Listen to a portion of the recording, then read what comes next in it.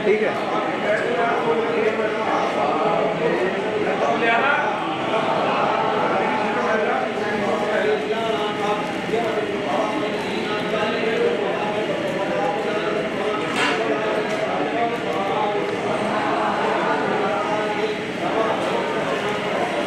ठीक है ना।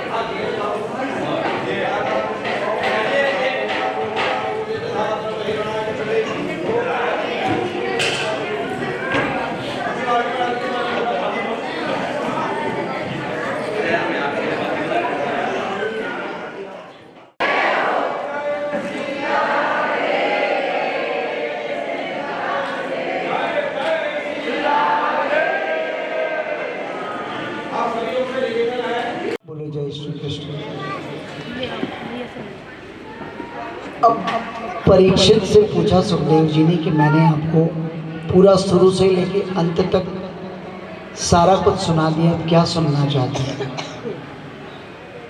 एक सिद्धांत और सुनाता हूँ। कृत्वा दैत्यवधं कृष्ण स रामो यदुभृत भुव अवतारयत् भारम जनिष्ठम जनयन कली। भगवान को लगा मेरा कुटुंब भी 56 करोड़ पहुंच गया है, आज के भारत की लगभग 1/3 जनसंख्या थी, तो कल को यही सृष्टि के लिए घातक न बन जाए, इसलिए मैं अपने कुल का भी उद्धार चाहता हूँ। तो भगवान ने समस्त ऋषि मुनियों का आह्वान किया। ऋषि मुनि आए, प्रभास क्षेत्र में जप तप करने लगे। जामवती के पुत्र सांब के पेट में लोगों ने कपड़े बांधे, उसको साड़ी पहना के ले गए। ऋषि मुनियों की परीक्षा ली कि तुम लोग सच सच बताओ, ब्रह्मज्ञानी हो तो बताओ, आज तुम्हारी परीक्षा है, भाभी का बेटा होगा या बेटी? ऋषि मुनि सुन रहे थे बहुत समय तक। उन्होंने समझाने की कोशिश की, भैया हमारा समय बर्बाद न करो, संतों का क्षण अन्न का कण कभी बर्बाद नहीं करना चाहिए, तुम जाओ। तो उन्होंने कहा कि अच्छा हम जाएंगे, पहले अपनी परीक्षा दी। दुर्वासा जी को क्रोध आ गया, उन्होंने कह दिया जनयिष्यति वो मंदाह मूसलम कुल घातन। अरे मूर्खो, तुम्हारी भाभी का न पुत्र होगा न पुत्री, बल्कि इसके उदर से मूसल निकलेगा और वही इस यदुकुल का नाश करेगा। वापस गए, जैसे ही कपड़े उतारे सच में लोहे का इतना बड़ा मूसल निकला, और बताना नहीं चाहते थे, लेकिन इस भय से उन्होंने वसुदेव जी को बताया और उग्रसेन जी को बताया। उन्होंने उसको पाउडर बना दिया, पीस पीस के, लेकिन फिर भी इतना सा कण बच गया। समुद्र में फेंका, उससे ना एरका नाम की सरकंडे जम गए, घास जमी, और वो जो पिंड था छोटा सा, वो किसी मछली के पेट में अटक गया। उसके बाद जरा नामक व्याध एक बार गया, उसने एक मछली पकड़ी और मछली वाले के पास वो पहना बाण का अग्रभाग मिला। जरा नाम का व्याध वहाँ से घूम रहा था, उसने मछुआरे से वो अग्रभाग ले लिया। उसने कहा ये मैं बाण बनाऊंगा। उसी समय अपशकुन हुए। भगवान अपनी सुधर्मा नामक सभा में बैठे थे, उल्कापात होने लगे, धूम्रकेतु पुच्छल तारा उदय हुआ, भूकंप अपशकुन होने लगे। उद्धव जी वहाँ आए, भगवान से कहा भगवान कुछ अनर्थ होने वाला है। भगवान ने कहा हाँ, मेरे कुल के विनाश का समय आ गया है, मैं भी अपनी लीला को संवरण करके अपने लोक जाऊंगा, इसलिए तुम भागवत धर्म के लिए जाओ, संसार में धर्म का प्रचार करो। जाना तो नहीं चाहते थे, हरी इच्छा थी, और कहा कि भगवान मैं जाऊंगा, लेकिन आप अगर धरा को छोड़ देंगे तो अधर्म बढ़ेगा, लोग किसकी शरण में जाएंगे धर्म का पालन करने। उन्होंने कहा स्वकीयम यद भवत तेज तच्च भागवते ददात, अपने हृदय से तेज पुंज प्रकट किया और भागवत में स्थापित कर दिया। कहा आज से भागवत ही भगवान है। बोलो भागवत भगवान की। जहाँ लोग भागवत संदेश सुनेंगे वहाँ उनको भगवान के दर्शन होंगे, उनका जीवन भागवत के कृपा से सुखमय होगा और उनको मोक्ष की प्राप्ति होगी। और उद्धव जी भगवान की परिक्रमा करके 3 बार प्रणाम किया, 4 परिक्रमा करके चले गए। उधर विनाशकारी अपशकुन होकर के द्वारिकावासियों को भगवान ने शंखोद्धार तीर्थ भेज दिया। वहीं पश्चिम दिशा की तरफ एक नदी बहती है, इसको सरस्वती कहते हैं। भगवान बलराम के साथ वहाँ पहुँचे, अरिष्ट शांति के लिए यज्ञ किया गया, लेकिन यदुवंशियों का मन उस यज्ञ में नहीं लगा। उन्होंने मदिरा पान कर ली। कहाँ तो यज्ञ हो रहा लोक कल्याण के लिए, उन्होंने मैरेयक नाम की मदिरा सायो मेरे एकम प्रोक्तम यत् प्राणा भ्रष्यते मति। कोई मैरेयक मदिरा है जिसको पीने से मति भ्रष्ट होती है, और वहाँ लड़ पड़े भाई भाई से, चाचा भतीजे से, मामा भांजे से, सब यादव नाश को प्राप्त हुए। जब ये हुआ 13 दिन का पक्ष था। पक्ष या तो 14 दिन का होता है या 15 दिन, बढ़ गया तो 16 दिन, लेकिन 13 दिन का होने का मतलब है अपशकुन। त्रयोदश दिने पक्षे यादवा निधनम। एक बार धृतराष्ट्र की पत्नी ने महाभारत के अंत में भगवान को श्राप दिया था, जिस प्रकार मैंने अपने सामने अपने वंश का नाश देखा। आप चाहते तो रोक सकते थे, आप भी अपने वंश का ऐसे ही नाश देखो। श्राप तो निमित्त था, लेकिन ये भगवत इच्छा थी, इसलिए भगवान ने ये सब होने दिया। बलराम जी ने ये सब देखा और बिना कुछ कहे 4 परिक्रमा भगवान की 3 बार प्रणाम किया। समुद्र में वो चले गए, वहाँ आसन लगाया, सशरीर भगवत धाम चले गए। बलराम जी का निर्वाण देखकर भगवान ने भी बड़ के पेड़ के नीचे बैठ कर के एक पैर के ऊपर दूसरा पैर मृगस्याकारम तच्चरणम विधाय मृगी मुद्रा में वो बनाया।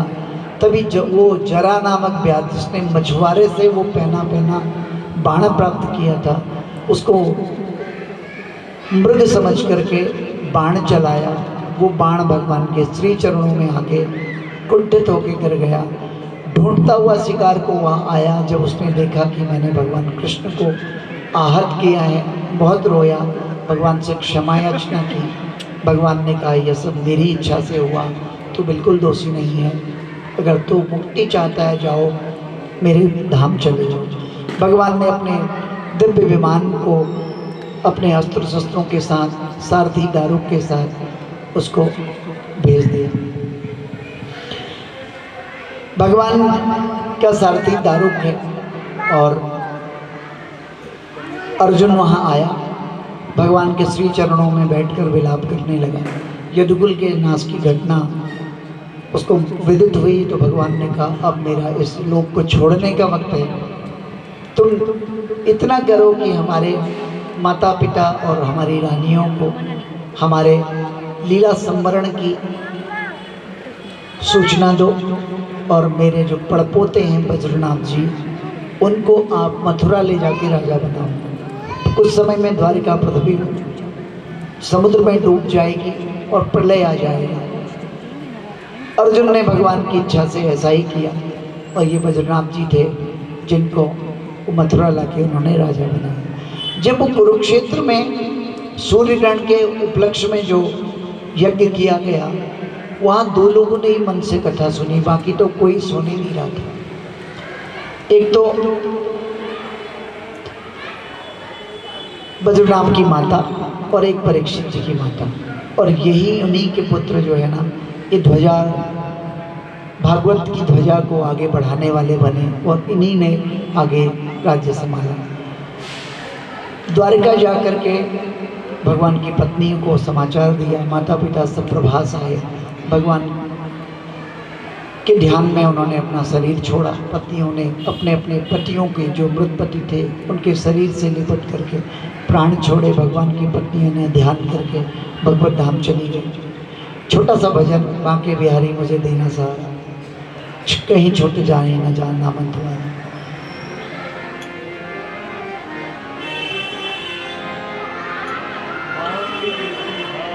फिर 5 मिनट की और कथा, और फिर आरती, फिर प्रशांति।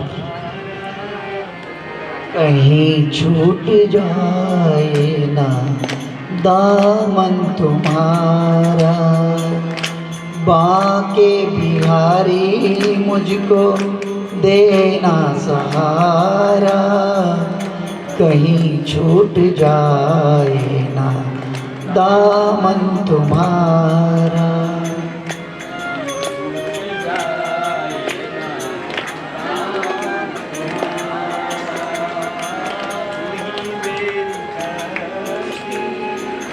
तू ही है किनारा, कहीं छूट जाए ना दामन तुम्हारा।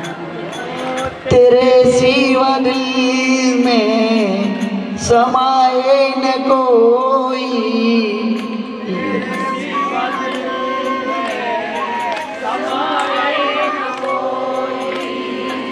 लगन का ये दीपक बुझाए न कोई,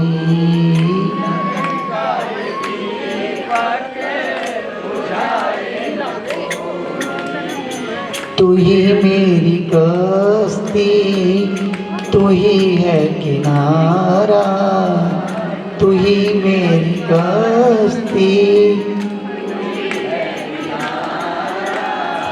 कहीं छूट जाए ना दामन तुम्हारा, कहीं छूट जाए ना दामन।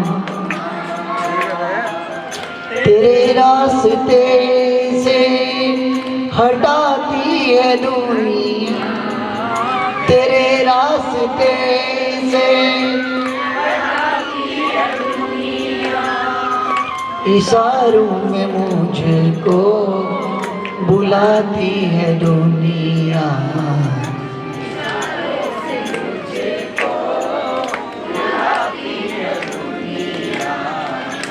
देखो ना ये हरगिज दुनिया का इशारा, देखो ना मैं हरगिज दुनिया का इशारा, कहीं छूट जाए ना दामन तुम्हारा, पाके बिहारी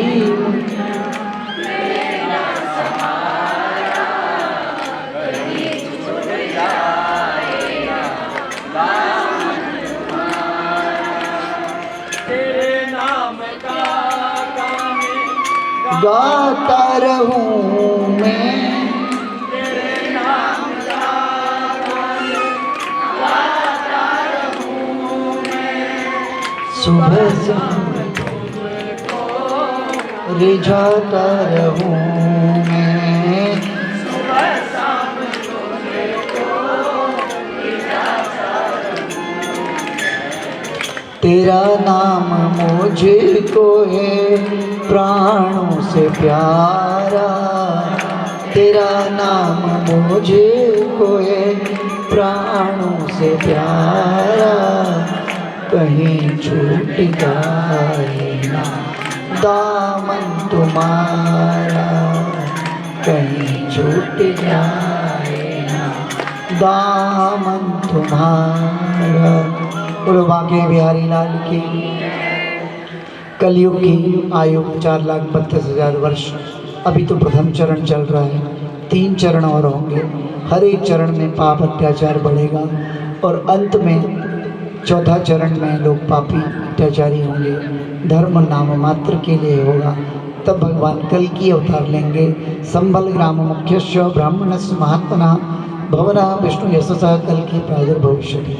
संबल गांव के मुखिया ब्राह्मण के घर में, विष्णु यशा जी के घर में भगवान कल्की का जन्म होगा। और यदा सूर्यस्य चंद्रस्य तथा तख्य बृहस्पति ही एक रासो सविष्यन्ति तदा भवति तद्व्रतम। जब सूर्य, चंद्र और बृहस्पति तीनों तिष्य नक्षत्र में होंगे तभी कलयुग का नाश होगा और सतयुग प्रारंभ होगा। देवताओं की कृपा से सतयुग की प्रारंभ में शांतनु के भाई देवापी और इक्ष्वाकु वंश के राजा मरु दोनों वर्ण और धर्माश्रमों की स्थापना करेंगे। सुखदेव जी ने पूरी कथा सुनाई, बस समाप्ति के 5 मिनट कहा कि मैं जो सुना सकता था मैंने सुनाया, कोई और शंका है तो बताओ। परीक्षित ने कहा कि मैं तक्षक आदि से अब नहीं डरता। प्रविष्टो ब्रह्म निर्वाणम अभयम दर्शितम मया, जो आपने अभय पद दिखाया उससे मैं ब्रह्म निर्वाण प्राप्त कर चुका हूँ। अज्ञानम च निरस्तम में ज्ञान विज्ञान शिक्षा, आपके ज्ञान और विज्ञान शिक्षा से मेरा ज्ञान मिट गया है। सिद्धोस्मि, मैं सिद्ध हूँ। अनुगृहीतेस्मि, मैं अनुगृहीत हूँ। भवता करुणात्मना श्रावितो यत्समे साक्षात अनादि निधनो हरि। जो शुरू से लेके अंत तक आपने मुझे भागवत सुनाई, मैं कृतकृत्य हूँ। सुखदेव जी अपना आशीर्वाद देते हैं, उनके सर पर हाथ रखते हैं, कहते हैं घबराओ नहीं, आप भगवत धाम जाओ और मैं भी तुम्हें वहीं मिलता। मोक्ष का अंतिम प्रश्न राजा परीक्षित पतित पावनी भाग भागीरथी गंगा के तट पर बैठे सुखदेव जी जा चुके थे, उनको प्रणाम किया। उत्तर दिशा में मुख करके कुशा के आसन में द्वितीय स्कंद में जो उन्होंने मुक्ति का मार्ग बताया था, मूलाधार अपने प्राणापान को सम करके मूलाधार, स्वादिष्टान, मणिपुर, अनाहत, विशुद्धाखी, इन 5 चक्रों का भेदन करते हुए अज्ञान चक्र में ले गए। और जो कि संप्रज्ञात समाधि का स्थान है, इसी को सविकल्पक समाधि भी कहा जाता है श्रीमद् भागवत में। इसी को भगवत गीता में ब्राह्मी स्थिति कहा गया है। प्राणवायु के वहाँ पहुँचते ही वे अपने स्वरूप में स्थिर हो गए, उनको शरीर का बिल्कुल भान नहीं रहा, वो ब्रह्मलीन हो गए। उधर ब्राह्मण के श्राप से प्रेरित कच्छप सर्प वहाँ आया, उसने उनको डसने के लिए तक्षक सर्प ने प्रस्थान किया। रास्ते में कश्यप ब्राह्मण मिले। कश्यप ब्राह्मण और तक्षक का संवाद हुआ। उन्होंने बोला, तुम कहाँ जा रहे हो ब्राह्मण? बोले, मैं परीक्षित को बचाने जा रहा हूँ। और तुम कहाँ जा रहे हो? मैं मारने जा रहा हूँ, मैं डसने जा रहा हूँ। बोले, कर पाओगे मुकाबला? बोले, अपना प्रयास तो कर ही सकता हूँ। हरा भरा पेड़ था, 100 साल पुराना। सांप ने उसको डसा, वो तत्काल काला पड़ गया जहर से और सूख गया। और कश्यप ब्राह्मण ने कमंडलों से जल लिया, अभिमंत्रित करके डाला, पेड़ हरा भरा हो गया। मारने वाले से बचाने वाला महान है। उसने प्रलोभन दिया कि तुम्हें बहुत धन दे देंगे, ये दे देंगे। ब्राह्मण ने नहीं माना। अंत में फिर सर्प ने कहा, देखो राजा ने पहले ही प्राण त्याग दिए, वो ब्रह्म निर्वाण को पहुंच गए, मैं केवल ऋषि के श्राप को पूरा करने जा रहा हूँ। पृथ्वी में कोई न कोई निमित्त बनता है मृत्यु का, ये उसका निमित्त है, तो इसमें आगे मत आओ, ये मणि ले लो, इससे भगवान के धर्म का प्रचार करो। कश्यप ब्राह्मण चले गए। उधर तक्षक भी आया, उसने कोशिश की फूल की माला में नीचे जाने का, कीड़ा बन के, लेकिन उन्होंने उसको भी फेंक दिया। पर ब्राह्मणों के अलावा अंदर कोई जा नहीं सकता था, यज्ञ भी चल रहा था।